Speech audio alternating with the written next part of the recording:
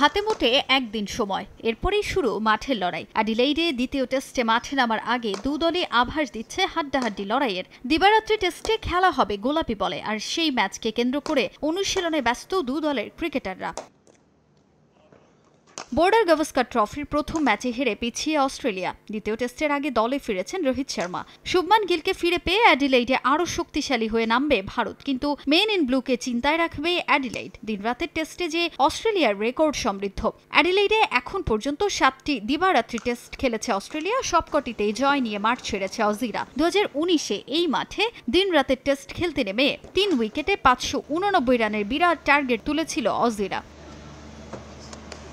ভারতের জন্য অপয়া ভেন্যু অ্যাডিলেইড, কেননা এখানেই দিবারাত্রি টেস্টে সর্বনিম্ন রানের রেকর্ড গড়ে রোহিত শর্মার দল। মোটে 36 রানে অল আউট হওয়ার ক্ষত আছে মেন ইন ব্লুর। আবার এই মাঠেই 39টি উইকেট পেয়েছেন মিচেল স্টার্ক। এত সব সমীকরণ সামনে রেখে ভারতের জন্য বড় একটা চ্যালেঞ্জ অপেক্ষা করছে, তা বলাই যায়।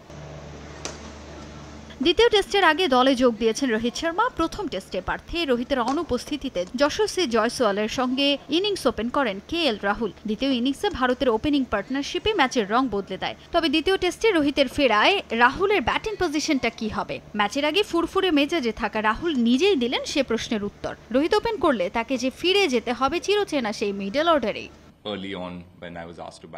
আমাকে পজিশন বলা হয়েছে, তবে আমাকে এটাও বলা হয়েছে যে এখনই যেন তা কোথাও শেয়ার না করি। তাই টেস্টের প্রথম দিন এবং অধিনায়কের জন্য অপেক্ষা করতে হবে। আমি স্রেফ স্টার্টিং 11-এ থাকতে চাই, দলের হয়ে খেলতে চাই। আমি মাঠে নেমে বোঝার চেষ্টা করি কিভাবে রান করা যায়। ভাগ্যবশত আমি নানা পজিশনে খেলেছি। আগে যখন আমাকে অন্য পজিশনে ব্যাট করতে বলা হয়েছে তখন বেশ চাপে পড়েছিলাম, তবে এখন যে কোনো জায়গায় ব্যাট করতে আমি রাজি।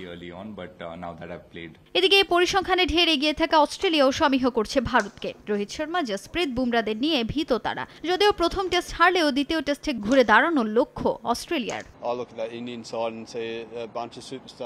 ভারতের স্কোয়াডের দিকে তাকালেই আমি একগুচ্ছ তারকা ক্রিকেটারকে দেখতে পাই, যে তার জন্য পুরো দলকে ভালো খেলতে হবে। বিরাট ও বুমরার মতো সুপারস্টার পেয়েছে ভারত, বাকিরাও আছে দলে। তারা দারুণ দল। আমরা কোনো একজনকে ঘিরে পরিকল্পনা সাজাচ্ছি না। তুমুল প্রতিদ্বন্দ্বিতা হবে। আমরা আমাদের ব্র্যান্ডের ক্রিকেট খেলবো এবং ভারতীয় দলের বিরুদ্ধে খুব কঠিন প্রতিদ্বন্দ্বিতা করব।